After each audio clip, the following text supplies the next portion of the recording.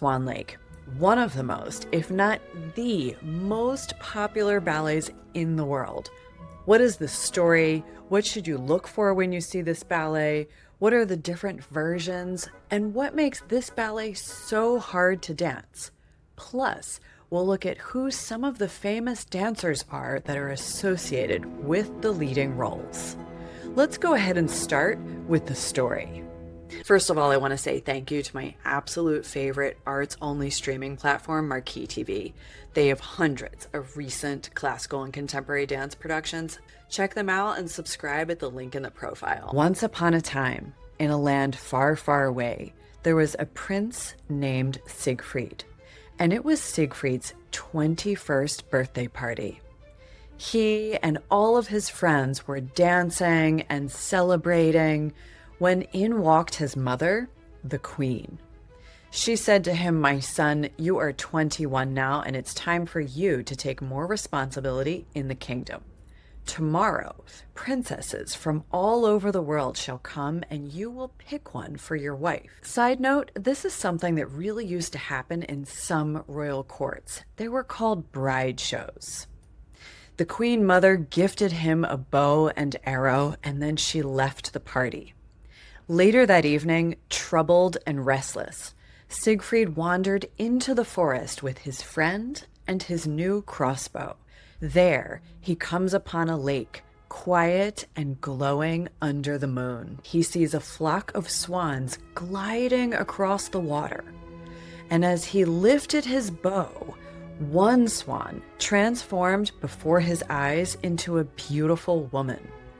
Fascinated, Prince Siegfried asked her, "How is this possible?" And she told him the story. She said, "I am really a queen from a land far, far away, and alongside all of my handmaidens have been put under a spell by the evil magician Rothbart. We are swans by day and women by night.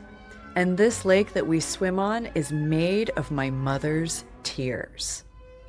The spell can only be broken by a vow of true love, one made freely and faithfully." Siegfried is captivated, and he and Odette dance beneath the moonlight. And at the end of their dance, he swears his eternal love.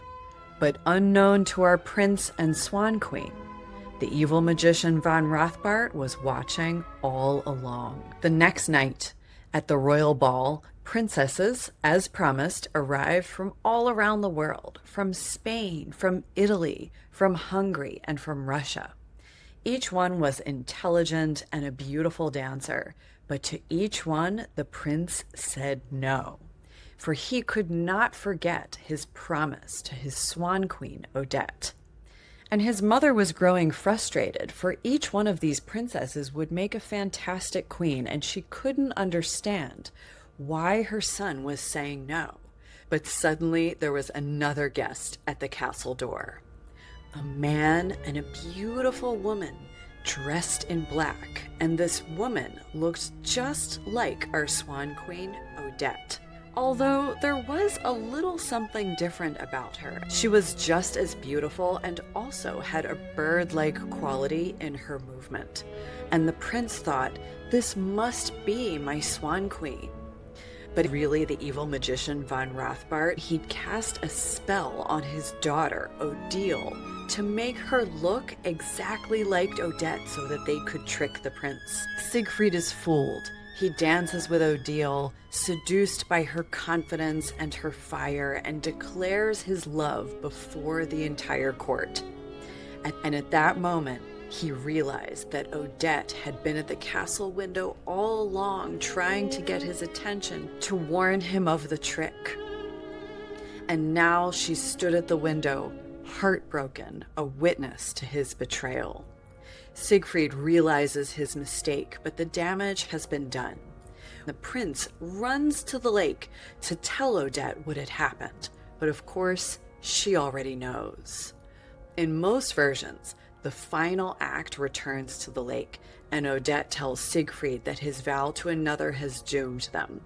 Now, here's where things tend to separate from one version to another. In some, Siegfried fights von Rothbart and wins, In others, Odette and Siegfried leap into the lake together, choosing death over separation, and their souls rise together at the end, transformed, and the Swan Maidens are set free.